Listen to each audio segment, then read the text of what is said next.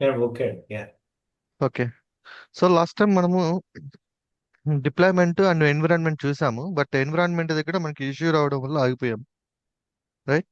So చూద్దాం. Environment variables అనేవి చాలా ఇంపార్టెంట్ మనం మనకి రియల్ టైంలో. ఓకే. సో మోస్ట్లీ మీకు ఏదైనా ఇష్యూ ఏదైనా వస్తే, లైక్ మీరు కోడ్ మొత్తం సెటప్ చేసుకొని ప్రాజెక్ట్లో. Let me close on this.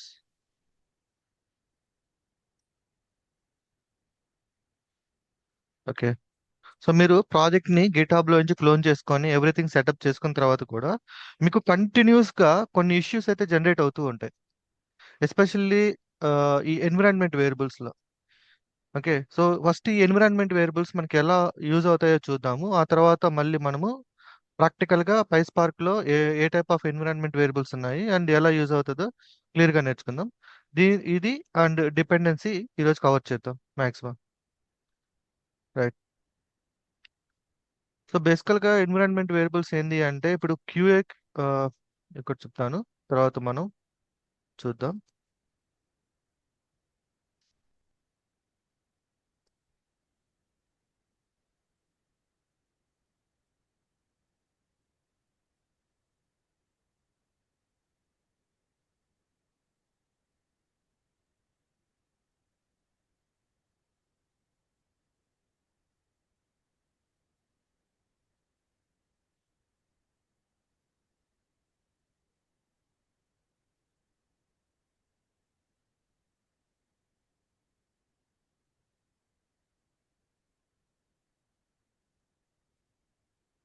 Okay.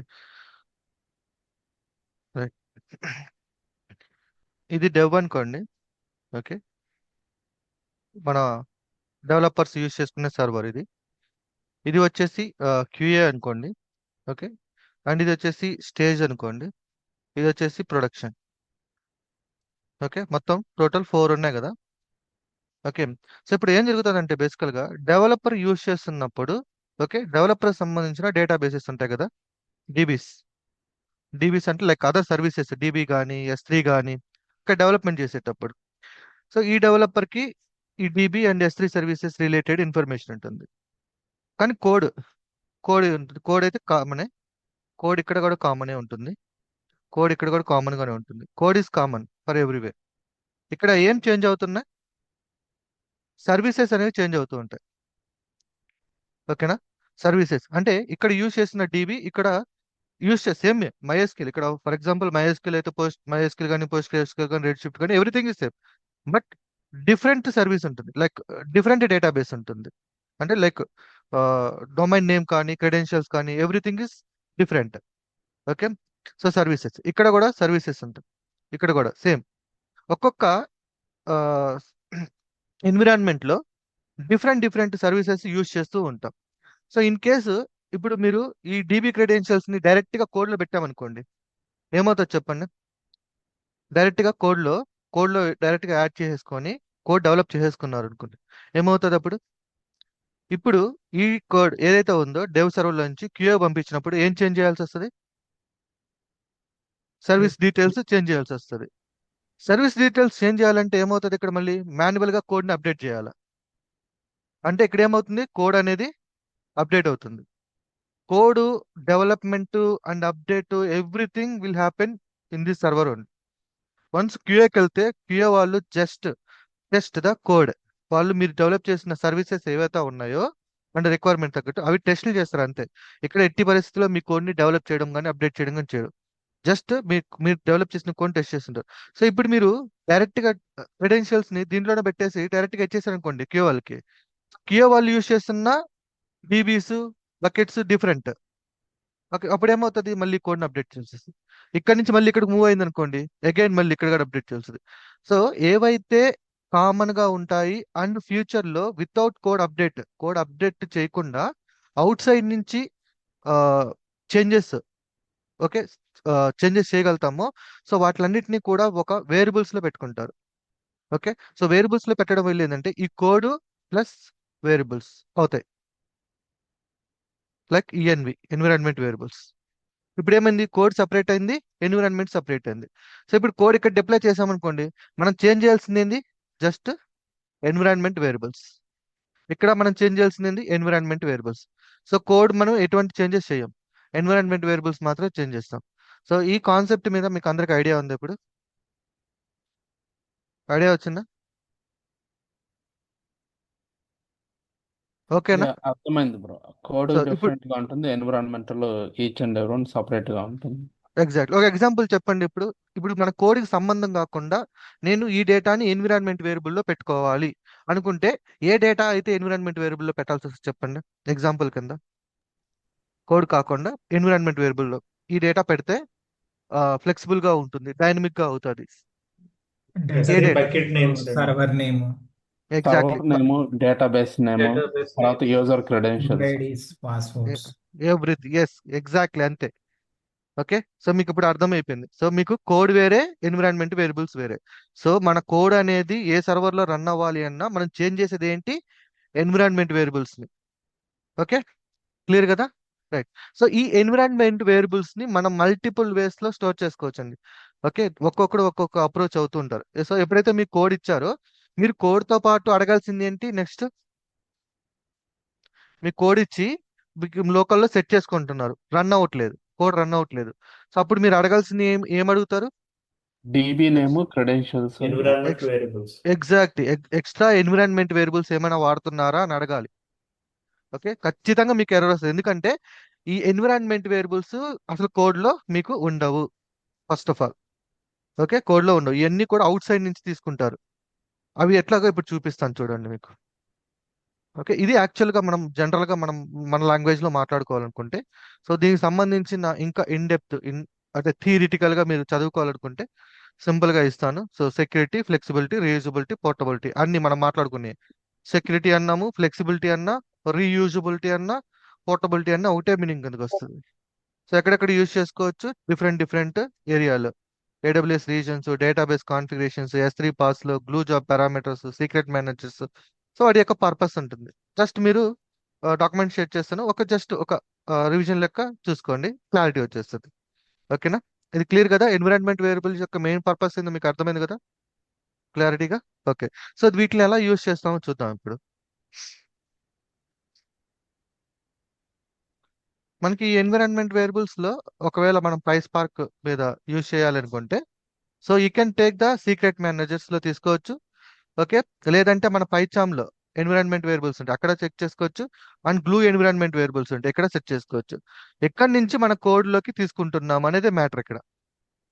Okay, so ఇప్పుడు చూద్దాము ఒక్కొక్కటి స్టెప్ బై స్టెప్. సో నేను ఆల్రెడీ మీకు కోడ్, ఇప్పుడు నేను కోడ్ ఇంపార్టెన్స్ ఇవ్వను మీకు. ఓకేనా? మీకు ఆల్రెడీ కోడ్ గురించి తెలుసు. ఇప్పుడు మనం వర్క్ చేస్తుంది దీని మీద ఎన్విరాన్మెంట్ వేరియబుల్స్ ని ఎలా హ్యాండిల్ చేయాలనేది, అంతే కదా? క్లియరే కదా అందరు దీని మీద? Yes yes sir. ఓకే, మీరు కోడ్ మీద ఫోకస్ చేయొద్దు, ఫుల్ ప్రాజెక్ట్ మీద ఫోకస్ చేయమాకండి.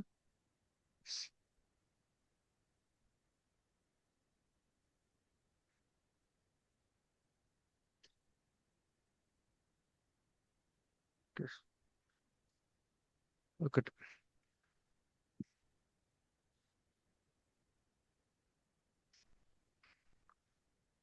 ఇంపోర్ట్ ఓఎస్, ఇంపోర్ట్ చేసుకుని OS dot get environment. Okay, so ఇప్పుడు ఇక్కడ గెట్ ఎన్విరాన్మెంట్ సింపుల్ గా నేను AWS reason,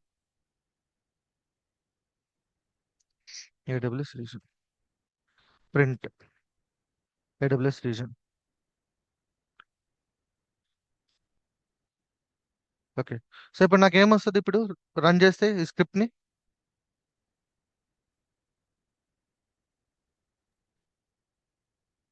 AWS OS dot, region print అవుతుంది. ఎన్విరాన్మెంట్ వేరియబుల్ ఇది. ఎన్విరాన్మెంట్ వేరియబుల్ ఇది, దీంట్లో ఏం లేదు కాబట్టి నన్ అనేది ప్రింట్ అవుతుంది. ఓ సారీ,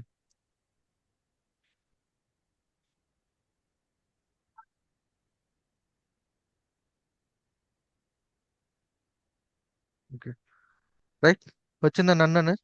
ఓకే, సో ఇప్పుడు ఈ ఈ ఎన్విరాన్మెంట్ రీజన్ ఏదైతే ఉందో you can take in different ways. Run చేసేటప్పుడు త్రూ పైథాన్ ద్వారా తీసుకోవచ్చు, లేదా సీక్రెట్ మేనేజర్లో పెట్టుకొని అక్కడి నుంచి లోడ్ చేసుకోవచ్చు. ఓకే, లేదా డాట్ ఈఎన్వి ఫైల్ అని ఒకటి స్టోర్ చేస్తారు ఇక్కడ. దీంట్లో. అది మీకు ఎక్కడ ఉండదు, గిట్లో ఉండదు. .env ఇక్కడ .env ఉంటుంది. బేసికల్గా ఇది మీకు గిట్లో ఉండదు. ఎందుకు ఉండదు అంటే మీరు గిట్ ఇగ్నోర్ కానీ చూసినట్లయితే దీంట్లో గిట్ ఇగ్నోర్ లేదు. గిట్ ఇగ్నోర్లో ఈ .env అనేది మెన్షన్ చేస్తుంటారు. వై బికాస్ సెన్సిటివ్ డేటా అంతా కూడా దీంట్లో మెయింటైన్ చేస్తుంటారు. సో ఎవరైతే మీరు వర్క్ చేస్తుంటారు కదా, మీ టీమ్ లీడ్ని అడగండి, సో నాకు ఎన్విరాన్మెంట్ వేరియబుల్ ఫైల్ ఇవ్వండి అని. ఒకవేళ వాళ్ళు ఫైల్ మెయింటైన్ చేస్తే ఫైల్ అడగండి, వేరియబుల్స్ మెయింటైన్ చేస్తే వేరియబుల్స్ అడగండి, సీక్రెట్ మేనేజర్స్ మెయింటైన్ చేస్తే సీక్రెట్ అడగండి. అవి మీకు అక్కడ అర్థమైపోతుంది. చూపిస్తాను step by step. Okay, so ఇప్పుడు నేను ఈ ఎన్విరాన్మెంట్ వేరియబుల్స్కి పైచామ్లో తీసుకోవాలి అనుకుంటే గో టు హియర్, ఇప్పుడు కాపీ చేసుకుందాం. ఈ ప్రాజెక్ట్కి సంబంధించిన ఎన్విరాన్మెంట్ వేరియబుల్ పైచామ్లో సెట్ చేసుకోవాలంటే ఎడిట్ కాన్ఫిగరేషన్లోకి వెళ్ళి ఇక్కడ ఎన్విరాన్మెంట్ వేరియబుల్స్ ఉన్నాయి కదా, సెలెక్ట్ దిస్, యాడ్ రీజన్. ఇది కాల్ చేస్తే ఏం రావాలి, నేను రీజన్ ఇస్తాను, US-East-1. Save, apply, okay. ఇప్పుడు వచ్చిందా లేదా? సో ఇప్పుడు థింక్ లైక్ గిట్లో నుంచి కోడ్ని కానీ క్లోన్ చేసుకుంటే మీకు ఈ డేటా వచ్చిద్దా, ఈ ఎన్విరాన్మెంట్ వేరియబుల్స్ డేటా రాదు. Rather, yeah. ఎందుకు? ఇది నేను లోకల్లో సెట్ చేసుకున్నా. నేను లోకల్లో వర్క్ చేస్తున్నప్పుడు నేను సెట్ చేసుకున్న ఎన్విరాన్మెంట్ వేరియబుల్స్ ఇవి లోకల్లో. సో ఇది గిట్లో ఉండదు. ఇప్పుడు మీరు క్లోన్ చేసుకొని రన్ చేశారనుకోండి కోడ్ని, ఒకవేళ ఈ రీజన్ మీద వర్క్ చేస్తున్నారు, అప్పుడు మీకు ఏమవుతుంది, ఎర్రర్ త్రో చేస్తుంది కదా, ఖచ్చితంగా త్రో చేస్తుందా లేదా? ఖచ్చితంగా త్రో చేస్తుంది. ఓకే, సో బ్లైండ్ వీటిని ఎలా గుర్తుపెట్టుకోవాలి అంటే రియల్ టైంలో ఎన్విరాన్మెంట్ వేరియబుల్స్ ఎలా గుర్తుపెట్టుకుంటారు చెప్పండి బ్లైండ్గా? అక్కడే ఉంది, అక్కడే ఉంది చూడండి, ఏమని ఇచ్చింది అక్కడ, Go ahead. os.get ఎన్విరాన్మెంట్ అన్నాడుగా. సో గెట్ ఎన్విరాన్మెంట్ ఈఎన్వి అన్నాడు. ఈఎన్వి అన్నాడు అంటే ఎన్విరాన్మెంట్ వేరియబుల్స్ ని కాల్ చేస్తున్నాడు. సో కోడ్ లో ఉండదు, అది బయట నుంచి వస్తున్నాయి. Sorry? హలో, క్లియరా మురళి, క్లియరా? Yeah, clear. Yeah. Okay, so మీకు ఎక్కడైనా సరే కోడ్ లో ఇది కనపడింది అనుకోండి, os.get ఎన్విరాన్మెంట్ అనేసి, so they are using the environment variables. ఆ డేటా కోడ్ లో ఉండదు. ఎయిదర్ మీకు .envలో కానీ లేదంటే ఒకవేళ పైథాన్ యూస్ చేస్తే ఎడిట్ కాన్ఫిగరేషన్ లో కానీ ఉంటుంది. అది మీరు మీ టీమ్ లీడ్ని అడిగి తీసుకోవాలి. రైట్, ఇది లోకల్. ఓకే, క్లియర్ కదా? మీరు ఇంకా మీ ఇష్టం ఎన్ని సెట్ చేసుకోవచ్చు. ఇక్కడికి వెళ్ళి key and value, okay, something like name ఇచ్చాం అనుకోండి, సరే, apply, okay, the name call చేస్తా, print name,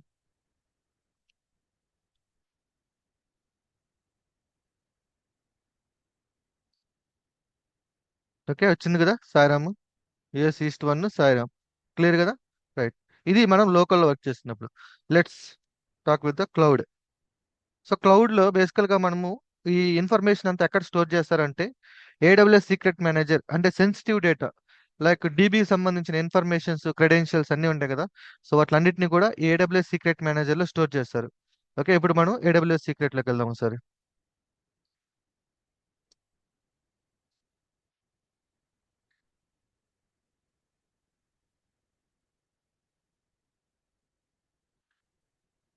okay, so secret manager ఇక్కడ మనం రెగ్యులర్గా వాడుతున్నాం కాబట్టి నాకు ఇక్కడ డైరెక్ట్గా వచ్చేస్తుంది. సో మీరు ఏం చేస్తారంటే ఇక్కడ డైరెక్ట్గా సెర్చ్ చేసుకోండి సీక్రెట్స్ మేనేజర్ అని. Okay, secret manager. So already మనం ప్రీవియస్గా ఒకటి క్రియేట్ చేసాం, నేను ఇంకోటి క్రియేట్ చేస్తాను, story and new secrets. So RDS database credentials అనేది యూ కెన్, ఓకే, ఇది ఏంటంటే డైరెక్ట్గా ఇచ్చేస్తున్నాడు, లేదు నా ఓన్గా క్రియేట్ చేసుకుంటానండి, credentials for other database. Okay, create చేసుకుందాం. సో నేమ్ వచ్చేసి సంథింగ్ లైక్ dev db